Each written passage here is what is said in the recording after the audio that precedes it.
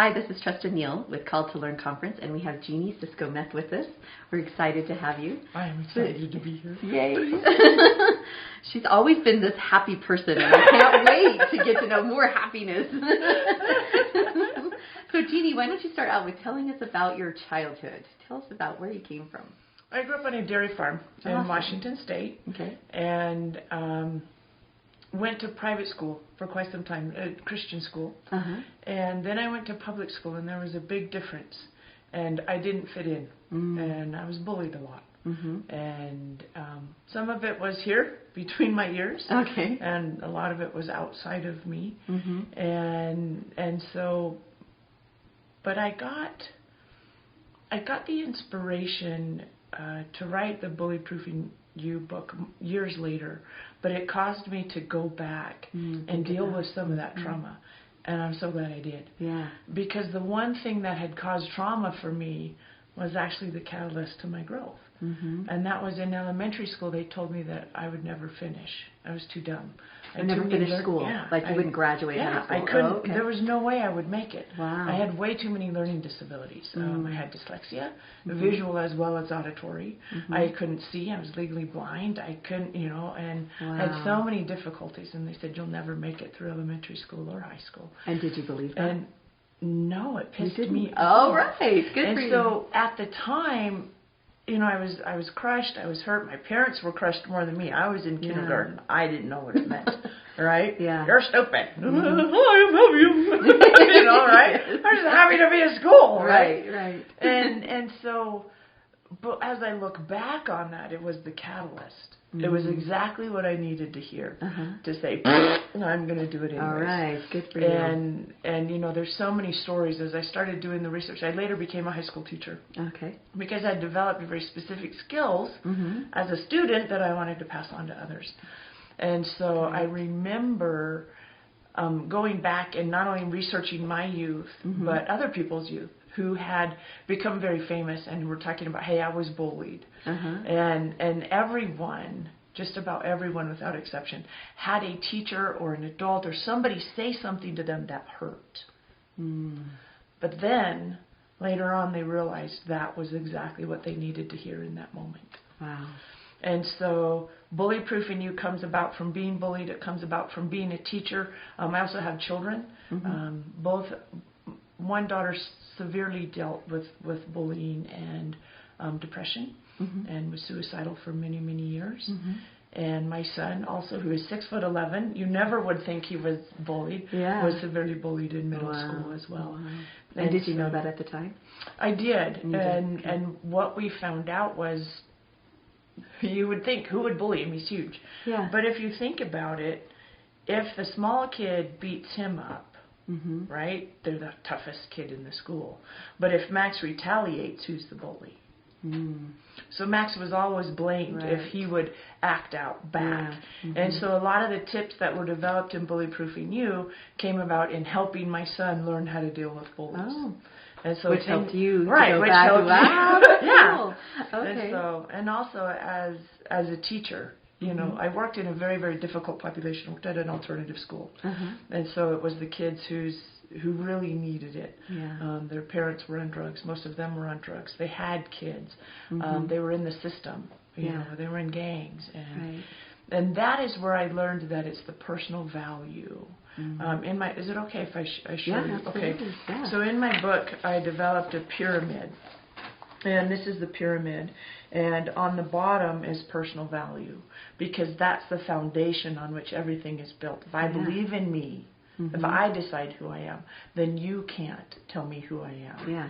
So you have to know who you are first before you can do anything else in the world. Exactly. Yeah, exactly. great. So you make that decision. I'm valuable. Stop letting other people decide your value. You decide. Awesome. And then perspective. How do you see things? Are you letting someone else tell you who you are? Are you listening to God? Yeah. He tells you who you are. You are divine. You are divine. And then planned responses, and then practice. You got to practice. And practice. Then practice.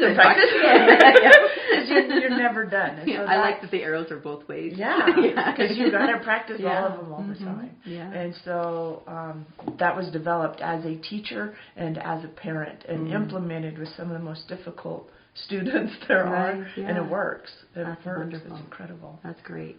So you've told us a lot about you. So tell us about your family, like so your I children. I have 4 children, Okay. 2 biological and 2 step, and our youngest just left to college. Aww. We miss him. And he is 6 So foot 11. 2 girls, 2 boys? Is that what? Yeah. No, we have 3 boys, 3 boys and 1 girl. Okay. And so most of them are out of the home. Well, all of them are out of the home now. Max is playing basketball up in Washington. He's our 6 foot 11. Awesome. And then my daughter Erin here lives local. She helps me with my mom. My mom has lived with us for 4 years, and she's going to UVU. Okay. And then I have an older son. My husband has an older son. He's my stepson. He lives in Colorado. And he has our first granddaughter. Oh, yay. And then we have another son that is in between Erin and Max, and his name is Josh, and he lives up in Clearfield. Okay. And he recently got married, and she had a small boy from. So we actually have 2 grandchildren. 2 grandchildren. Now. Yeah. Yay! No, it's exciting. Yeah. Fun stuff. Yeah. Are they really, really young? Like babies? No.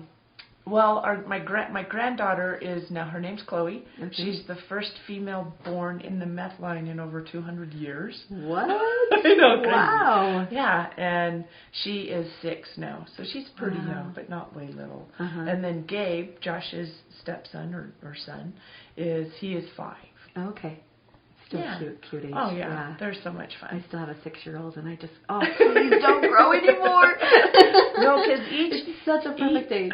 Each year is the perfect age. Yeah, you're right. You know, it really is, because I used to think that this is the perfect age, and then this is the perfect age. Yeah. And, it's neat. Great it's stages. Yeah, it's neat. Yeah, wonderful. And then you also told us that you're a high school teacher. Yes. So tell us about that career. What got you into that? So as I told you before, I had a lot of struggles in school. And I had one teacher, I talk about him in my book. I had one teacher, I had a lot of teachers. But one teacher that really stood out for me was my health teacher and my basketball coach. Okay. And when I transitioned from private school to public school, it was still, the public school was still very small. There was 25 people in my class. But I was 6 foot tall. And so you can imagine what the basketball coach thought, right? Yay! And he was so excited to have me there, and so excited to have me be part of the team. And I had never played organized sports. Wow! And so, but his belief in me helped me believe in me, and the way he helped shape us and mold us as a young team was just incredible. Yeah. Incredible. And I owe a lot to him. Wow, I really do. That's neat. Many people, but him especially. So because of him, you decided to be a high school student, a high school teacher? Really? Yeah, I did. Oh, that's cool. Yeah, and I thought, my first year of teaching, I was offered a position at American Fork High School as their basketball coach, the female basketball coach. I worked with Rick Majerus for a few years at the University of Utah. And so I had some pretty good credentials as a basketball coach. And they wanted me, and I sat down and I prayed about it. And I was like, Lord, and it came to me that, well, you want to be a teacher to help. So where more to help than at the alternative high? And so I took the position at Summit High. I was there for 15 years. I also did a year at Independence High, which is Provo's alternative high school. And then I also did a year at Roland Mark, which is the high-end Catholic school. Okay. And the one thing I learned is kids are kids. And they all have issues. They're all dealing with stuff. So true. Some more than others. But you're also really resilient. Yeah. And if you're given the tools, you can learn how to change your life. And that's part of what went into this book too. Tools that you can use to empower yourself, to learn that you do have a purpose. I truly believe that this world is made up of a fabric, and each one of us are weaving part of that story, part of that tapestry. And if we don't live our purpose, we leave a hole that no one else can fill. And so, I mean, that's beautiful. If you think about that for a moment, how many holes have been left? Yeah. Because they played small. Because they were listening to the devil on their shoulder that said, you can't do that. Instead of the angel saying, you need to. Yeah. This is your story. You need to write it. You need to live it. Stop playing small. Step up. This is your calling. That's wonderful. One part of my mantra that I say every morning is, you have a work that no other can do. Now get up and go. Yeah, And exactly. I love that. Yeah. Mm-hmm. And that became very clear. I feel very, very blessed that God gave me this message and then gave me the courage to see it through. Yeah. But that was very clear because I kept saying, but Lord, there's so many people that do anti-bullying stuff. There's and He's like, yeah, but not the way you can. Yeah, You have a unique voice. Yeah. You have the work. Yeah, you have no a work. one other can do. No. Yeah. Exactly. And each person in this whole world has a work. Yeah. They need to do.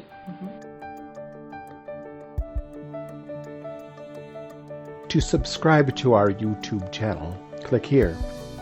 To choose from our gifts and request updates on our most popular topics, visit calledtolearn.com. For more videos like this one, click this playlist. For Table Talk discussions, choose this playlist.